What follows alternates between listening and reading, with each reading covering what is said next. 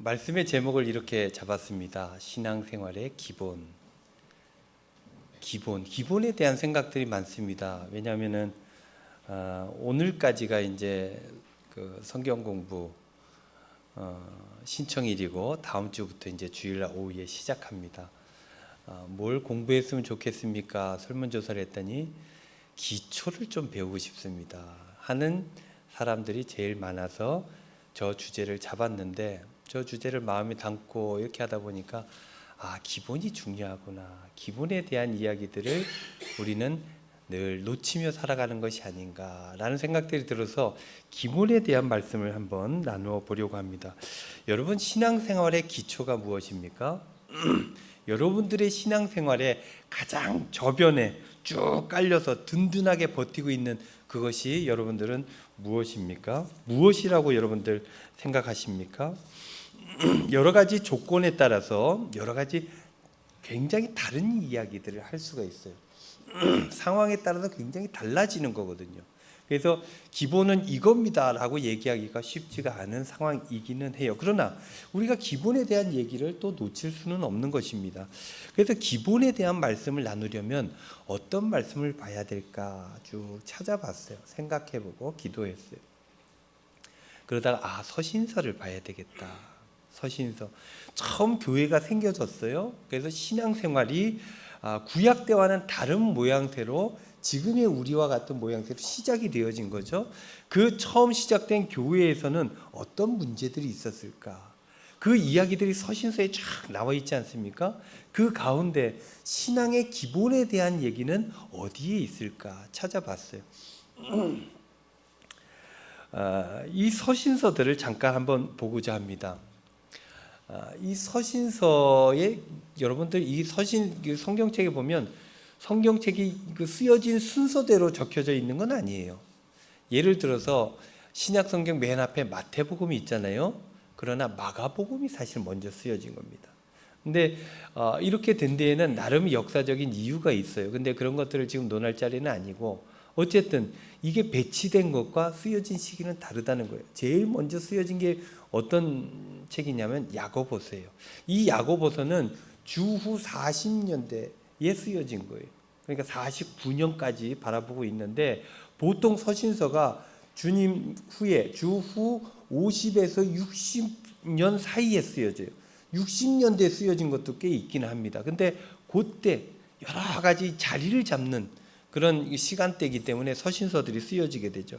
제일 먼저 쓰여진 게 야고보서인데, 이 야고보서는 여러분들 읽어보셔서 아시겠지만 굉장히 율법적이에요. 그리고 유대적이고 그렇습니다. 그래서 루터 같은 경우는 지푸라기 서신이다라고 치부할 정도로, 그 루터는 종교개혁 때 우리가 말씀을 나누었지만 이신칭의라고 하는 로마서 이야기를 굉장히 강조하지 않습니까? 믿음으로 구원받는 것이지 행함으로 받는 게 아니다라고 강력하게 주장하면서 종교개혁에 선봉에 섰었죠. 그런데 야고보서 보면 행위에 대한 이야기가 나와요. 그러니까 루터 입장에서는 마음에 안 드는 거예요. 그렇다고 버릴 수는 없어요. 그래서 뭐라 그러냐면 지푸라기 복음서다라고 폄하한 부분이 없지 않아 있습니다. 그러나 이 야고보서 보면은 행위라고 하는 것들이 없으면 안 된다. 믿음이 있으면 행위로 나타나는 게 자연스러운 거고, 이 행위가 있어야 믿음이 있다라고 보여지는 것 아니겠느냐. 그러니 행위로 너의 믿음을 보여라 라고 쓰여진 거죠. 그래서 어차피 믿음을 배제한 건 아니되 행위라고 하는 유대적이고 율법적인 요소들을 공공연하게 보여준 거예요. 이게 왜 그렇습니까? 제일 먼저 쓰여진 거예요. 이 유대 중심적인 사상에서 기독교로 넘어가는 과정 첫 번째 쓰여진 서신서이기 때문에 이런 내용들이 들어가게 됐다라고 우리가 볼 수 있는 거예요. 그래서 야고보서 보면은 예루살렘의 향기가 남아 있죠. 두 번째 쓰여진 게 데살로니가 전서입니다. 여기에는 어떤 내용이 있냐면 종말 사상. 주님께서 곧 오신다 그랬어요. 그래서 그 사람들은 그때 자기네들이 죽기 전에 올 줄 알았어요. 그런데 같이 믿음 생활하는 사람이 한두 명 돌아가시는 거예요. 큰일 났다. 이거 어떻게 되는 거지?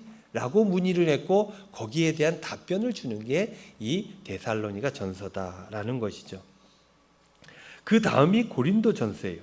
이제 복음이 저기 어디에요? 헬라 중심지까지 막 가는 거예요. 그래서 고린도라고 하는 헬라 중심지, 굉장히 큰 상업 도시 아니었습니까? 그 도시에 복음이 들어가고 교회가 세워졌는데 그래도 이 기독교가 헬라 사상 가운데 뿌리 내리다 보니까 이게 안 맞는 것들이 꽤 많았어요.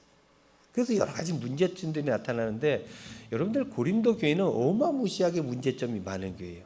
우리가 상상할 수 없는 문제들이 막 나타나요. 그 부분에 대해서 하나하나 짚어준 서신서가 바로 이 고린도 전서라는 것이죠. 네 번째가 갈라디아서입니다. 이 갈라디아서는 로마서에 묻혀서 좀 덜 유명해지긴 했는데 로마서와 함께 교리 서신이에요. 그러니까는 믿음으로써 구원받는다는 얘기들을 쭉 펼쳐놓고 있죠. 그 다음이 뭐냐? 에베소서. 에베소서는 뭐예요? 교회. 하나하나 서로 모여서 교회가 되는 것입니다라는 이 교회론이 에베소서에 나오고, 빌립보서가 그 다음에 쓰여졌어요. 옥중서신입니다. 이 바울이 감옥에 갇혔음에도 불구하고 감사해요. 감사하면서 기뻐하죠. 있을 수 없는 일 아닙니까? 그럼에도 불구하고 그 감사와 기쁨을 편지로 써서 보내는 것이죠. 옥중서신, 그 다음에 쓰여진 게 바로 골로새서예요. 여기에는 예수 그리스도, 예수님이 그리스도인데 그리스도의 역할, 그리스도를 어떻게 믿고 그리스도는 어떤 분인지 이런 것들에 대한 이야기를 쓰고 있죠. 그 다음이 디모데전서, 목회서신이에요. 목회자들이 가장 많이 스스로 참고하는 책 중에 하나가 이 목회서신 디모데전서 아닙니까? 디모데 목회자를 위해서 바울이 쓴 편지입니다. 그 다음이 뭐예요? 드디어 베드로전서가 이때 나옵니다. 베드로전서. 베드로전서는 왜 쓰여졌을까요? 사전을 찾아봤습니다. 이렇게 쓰여져 있어요. 라이프 성경에 보니까 예수 그리스도의 수제자 사도 베드로에 의해 기록된 본서신은 로마 제국에서 시작된 박해의 불길이 제국 전역으로 급속히 번져나가는 시점에서 고난 중에 있는 성도들을 위로하여 믿음의 승리를 이루고 고난 저 너머에 있는 영화로운 구원을 바라보게 할 목적으로 기록되었다. 이렇게 첫 글을 쓰고 있습니다. 그러니까 이 베드로전서는 왜 쓰여졌느냐? 박해가 있었다는 거예요. 박해. 고난이 생겼는 거예요. 이 고난이 생겼는데 성도들이 이 고난을 잘 이겨내야 되는데 이 수제자였던 이 베드로가 걱정이 된 거죠. 그래서 소아시아에 있는 교회들에게 편지를 씁니다. 힘내라고. 괜찮다고. 이겨낼 수 있다고. 고난 가운데서 넘어지지 말라고 편지로 격려하며 힘을 더하는 글이 바로 이 베드로 전서라는 거예요. 여러분들 가운데 여러분들 주위에 지인들이 있잖아요. 지인들 이런저런 얘기들하고 아픈 얘기, 어려운 얘기도 나누는 그 가까운 지인들. 그 지인이 큰 어려움을 당했어요. 큰 어려움을 당했어요. 여러분들 뭐라고 조언하시겠습니까? 큰 병에 걸려서 생사가 오고 가든지, 아니면 이거 아니면 큰 사건이 나서 크게 잘못된다든지 하는 어떤 기로에 서 있을 때 그 지인에게 여러분들 뭐라고 조언하시겠습니까? 이럴 땐 이렇게 해야 된다. 저럴 땐 저렇게 해야 된다. 이런 문제가 생기면 이렇게 대응해야 된다. 이런 얘기를 하겠습니까? 물론 문제의 심각성이 크지 않아요. 전략적인 질문들이 있어요. 그러면 그런 얘기들을 할 수 있죠. 내 경험상 이렇게 하는 게 좋은데 너도 이렇게 한번 해봐 라고 얘기할 수 있어요. 그리고 그게 도움이 될 때도 있습니다. 그런데 그 지인의 문제점이 생명에 관한 이야기예요. 죽고 사는 문제예요. 그럼 여러분들 뭐라고 조언을 하시겠습니까? 생사의 갈림길에 섰다면 여러분들 뭐라고 얘기하시겠어요? 그럴 때는 이런저런 전략적인 얘기를 할 수가 없어요. 가장 기본적인 얘기를 합니다. 가장 기초적인 얘기. 어떻게 보면 하나마나한 이야기를 합니다. 장례식장에 갔어요. 가족이 돌아가셨어요. 그럼 뭐라고 얘기해요? 이러쿵 저러쿵 얘기합니까? 뭐라고 드릴 말씀이 없습니다. 뭐라고 위로해야 될지 모르겠습니다. 하나님의 은혜가 함께 하시길 바랍니다. 이 정도의 얘기예요. 그거 이상의 얘기를 할 수가 없어요. 그게 하나마나한 얘기처럼 보여지지만 그게 최고고 그게 최선이라는 거예요. 큰 어려움에 닥쳐 있다면 그 사람에게 그렇게 얘기하죠. 잘할 수 있을 거야. 너라면 믿는다. 그리고 여러 가지 일들이 있겠지만 멀리 봐야 된다. 순리를 따라 해야 된다. 라는 얘기들 하겠죠. 그러면서 덧붙여서 내가 기도할게. 라는 얘기가 최선인 것입니다. 당시 초대 기독교인들에게 로마로부터 직접적인 압박이 시작됐어요. 박해가 시작됐어요. 이게 힘의 크기로 봤을 때 감당이 불가능합니다. 감당이 불가능해요. 여러분들 공권력이 움직이게 되면 개인이 감당이 안 됩니다. 그렇지 않습니까? 여러분들이야 그럴 일 없겠지만 검사가 직접적으로 누구를 타겟팅해가지고 여러분들 중에 한 명을 수사하기 시작해봐요. 죄가 있게 되겠습니까? 없게 되겠습니까? 공권력이라는 게 그런 거예요. 무시무시한 겁니다. 로마 제국은 민주주의 국가도 아니잖아요. 힘을 쓰기 시작하면 감당이 안 되는 거예요.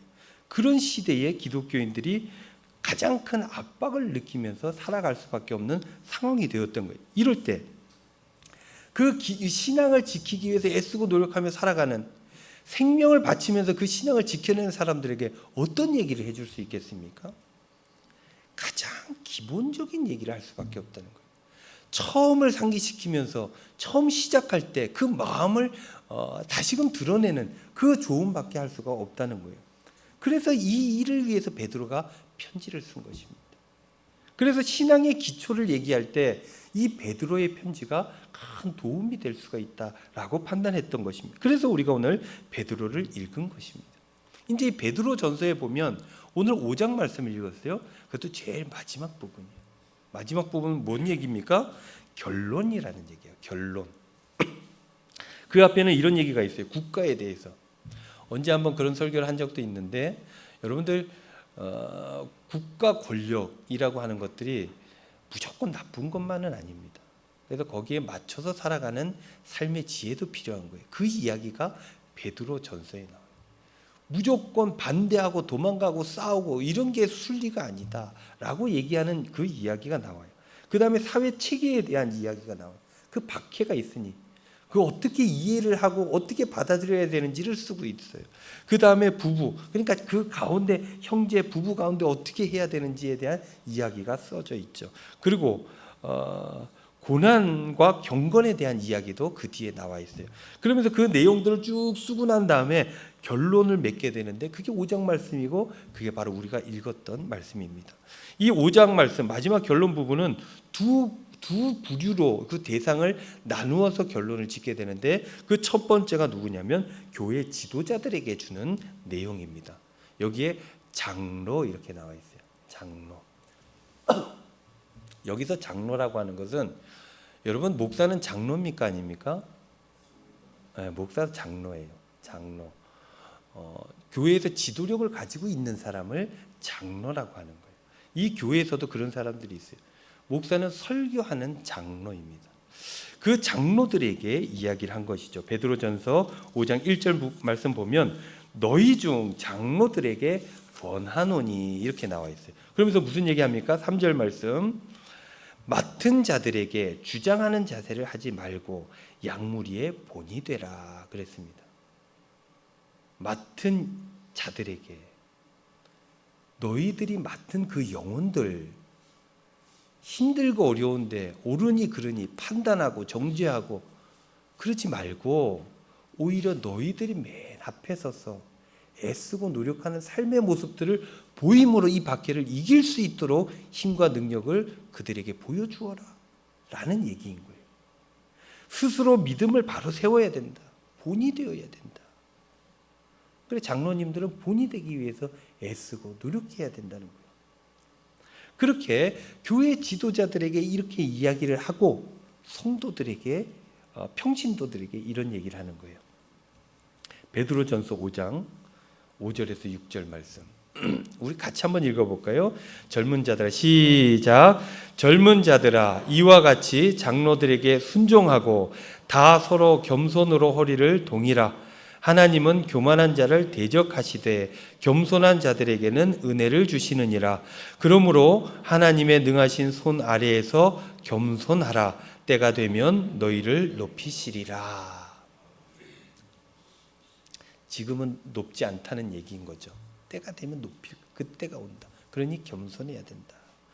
라며 권면을 하고 있는 거예요. 요 뒤에 말씀이 계속 이어집니다. 여기에서 우리가 신앙생활 힘들고 어려울 때 기본을 생각한다 그랬잖아요. 그 기본을 이야기하고 있는데 그 기본 4가지를 오늘 함께 나누고자 합니다. 신앙생활의 기본 첫 번째가 무엇입니까? 순종이에요. 순종.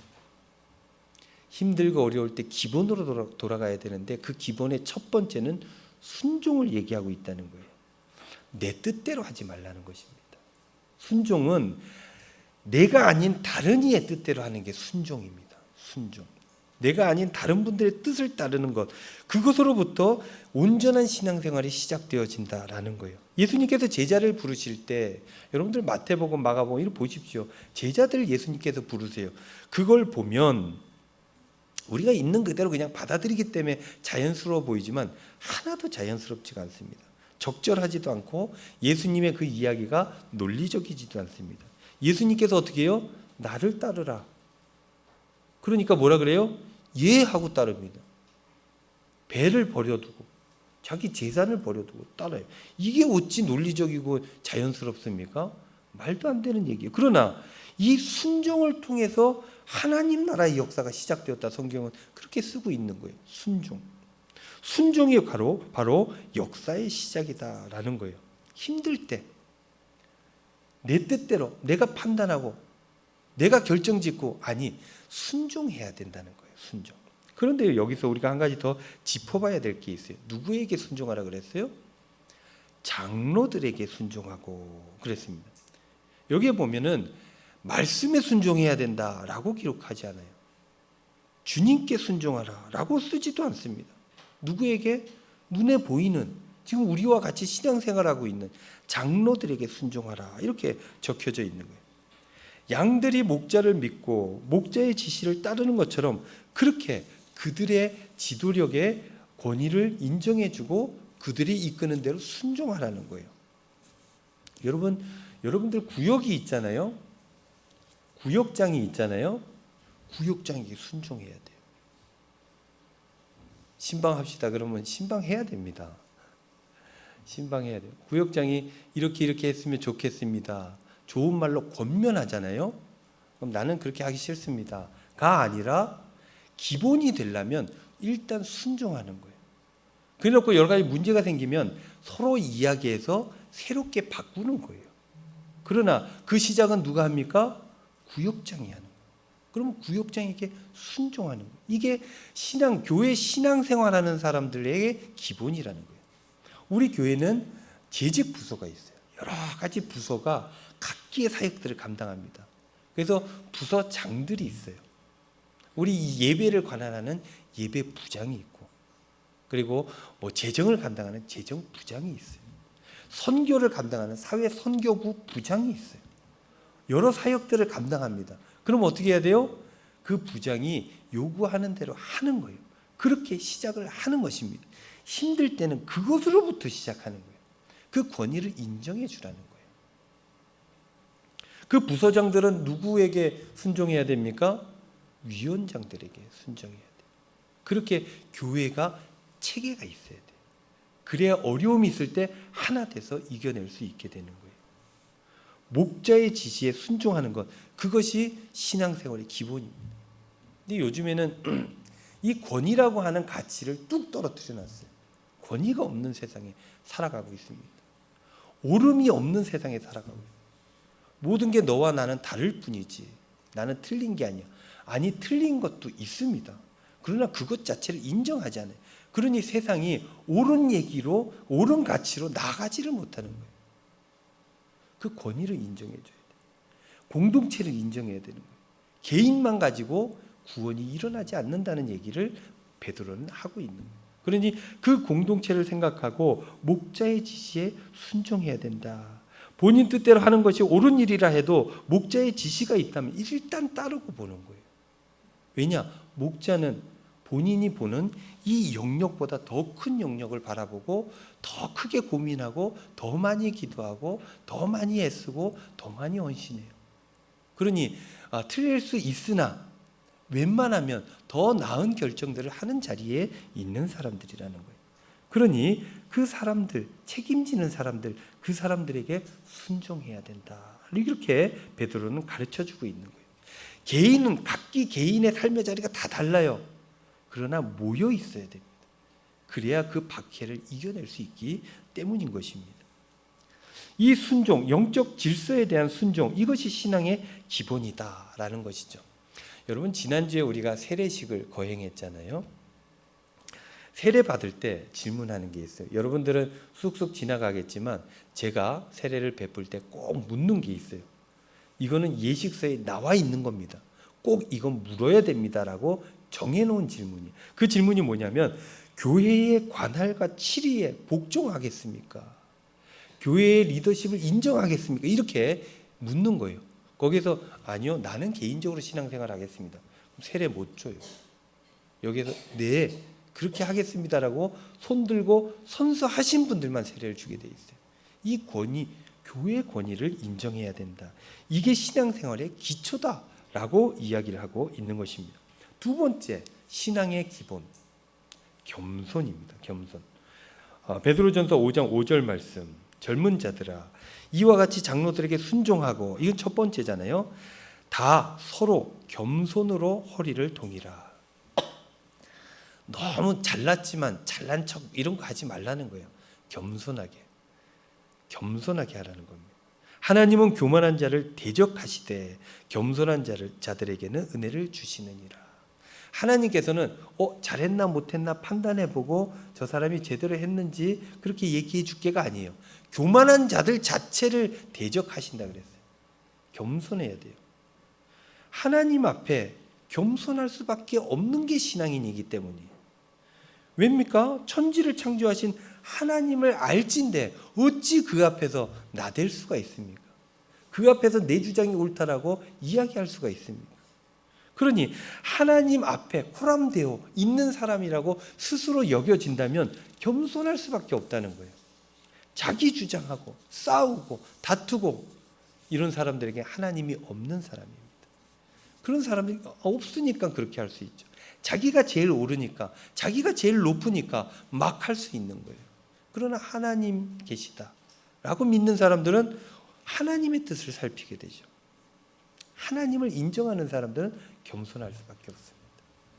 인정하지 않는 사람들은요, 교만하죠. 자기 생각이 맞고 자기 뜻대로 안 되면 화내고 문제를 일으키고, 하나님은 없고 자기만 있는 사람들, 이런 사람들은요 끝내 이 베드로에서 어떤 얘기를 합니까? 고난을 이겨낼 수가 없다라는 거예요. 여러분, 묵묵히 감당하는 사람이 이기지 발끈발끈하는 사람은 절대 이길 수가 없습니다. 그 하나님의 인도하심으로 내일로 나아가는 믿음이 있는 사람, 이런 사람들이 겸손하게 이겨내는 것이고, 하나님이 없고 교만하게 자기 마음대로 하는 사람은 박해를 이기지 못하고 쓰러지게 된다라는 것입니다. 또 겸손한 사람은 어때요? 그러한 삶의 자리에서 감사하죠. 감사하는 사람, 겸손한 사람이에요. 여러분, 교만한 사람들은 절대 감사하지 않습니다. 왜냐? 자기가 잘해서, 자기가 잘나서 당연히 받을 것을 받은 것이지 라고 생각하니 감사가 없죠. 그러나 겸손한 사람은 어떻게 해요? 다 하나님의 은혜예요. 내가 산 것도, 누구 만난 것도, 이 교회 다니는 것도, 내가 생명을 유지하는 것도, 이 가정에서 신앙생활 하는 것도 다 하나님의 은혜입니다. 그러니 감사할 수밖에 없죠. 감사합니다. 근데 교만한 사람들 불평불만하고 비교합니다. 여러분, 비교하면 안 돼요. 불행해지는 지름길입니다. 하나님께서는 다 각기 다르게 만들어 주셨어요.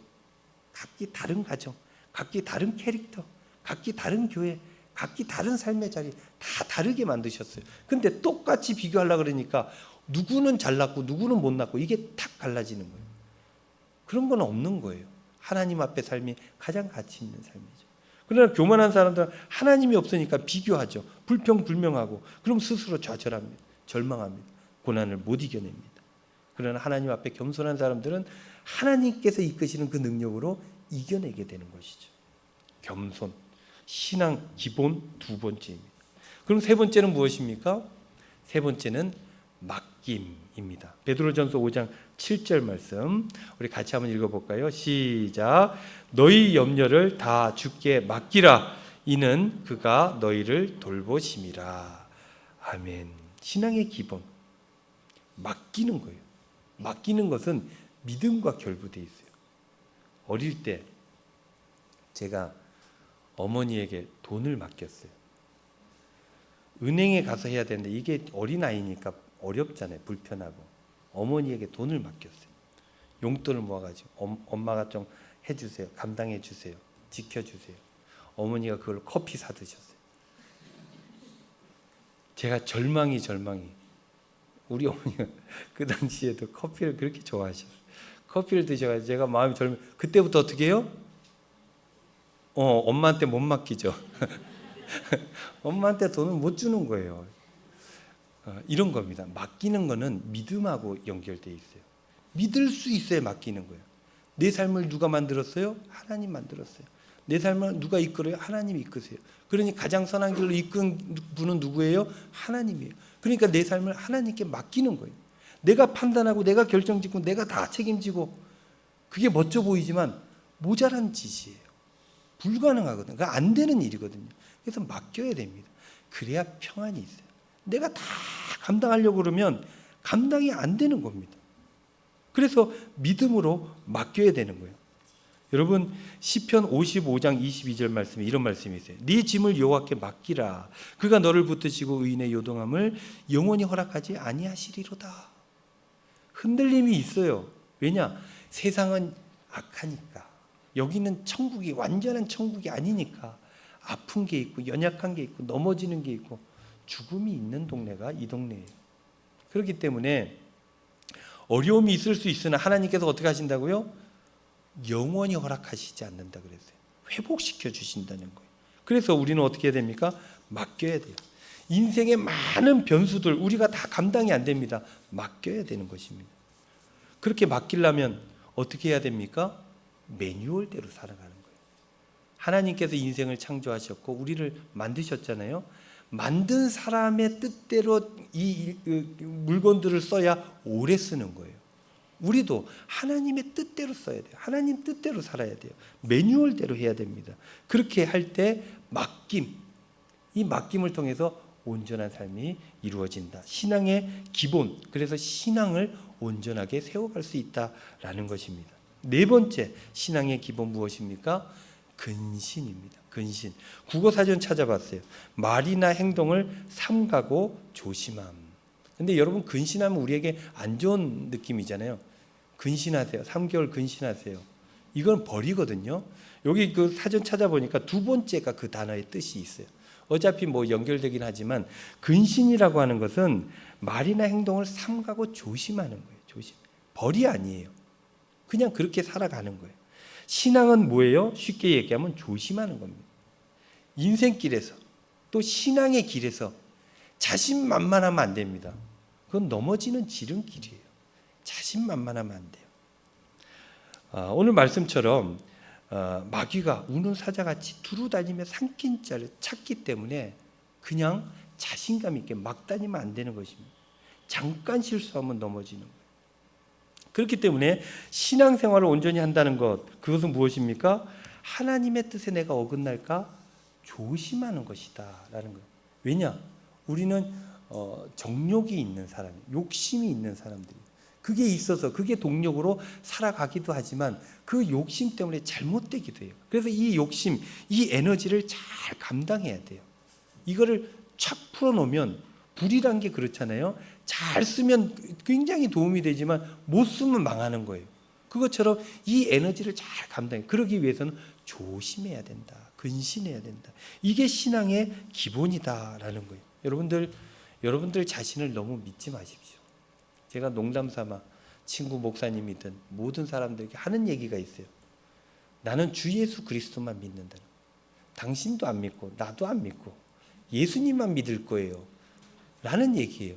그게 너하고 나하고 상관없다는 얘기는 아닙니다. 하나님 앞에서 우리가 살아야 됩니다. 라는 그런 고백이기도 한 거예요. 여러분도 자신을 믿으면 안 돼요. 다른 사람도 너무 믿으면 안 됩니다. 그 사람도 그냥 사람일 뿐이에요. 그 사람도 실수해요. 그 사람하고 나하고 너무 친하고 잘 지내고 뭐 생명을 나눌 것처럼 여겨지지만 그 사람이 어려우면 또 삐걱대게 돼 있는 거예요. 그게 인간이에요. 나도 물론 그렇고. 그러니까 하나님 앞에 온전히 살아가기 위해서는 자기 자신의 그 모든 것들을 근신하며 조심하며 그렇게 정도를 지키며 살아가야 된다라는 것입니다. 사랑하는 성도 여러분, 이 베드로전서에서 이야기하는 신앙의 기본 무엇입니까? 첫째, 순종이에요. 둘째, 겸손해야 돼요. 셋째, 맡기고. 넷째, 근신하는 거예요. 이게 우리 몸에 배어 있어야 참된 신앙꾼이 되는 것입니다. 나대서도 안 되고 교회 다니면 겸손하게 순종하고 그리고 하나님께 맡길 줄 알아야 돼요. 그래야 평안하거든요. 늘 노심초사 걱정이 있는 사람들이 있어요. 못 맡기려. 저도 그런 게 있습니다. 자식은 못 맡길 거예요. 자식이 잘못되면 걱정이 얼마나 증폭되는지 몰라요. 그래서 오버하게 돼요. 더 과하게 대응하게 돼요. 옆집 사람이 뭐 잘못되든 말든 상관이 있습니까? 그거 못 놓고 있는 거예요. 자식을 못 놓고 있는 거예요. 여러분들 맡겨야 돼요. 자식이라도 맡겨야 돼요. 재산도 다 맡겨요. 그래야 행복하게 살아갈 수 있게 되는 것입니다. 마지막으로 근신. 조심하시기 바랍니다. 나는 완벽하지 않다라고 생각해야 돼요. 그래 조심해야 돼요. 사람들 관계 속에서도 신앙생활 가운데서도 직장에서도 조심하시기 바랍니다. 이 네 가지를 잘 감당할 수 있다면 여러분들은 신앙의 기본을 지키게 되는 것입니다. 사랑하는 성도 여러분, 한 주간도 이 신앙 기본을 잘 지켜서 참된 신앙인으로 온전히 살아갈 수 있기를 우리 주님의 이름으로 축원드립니다.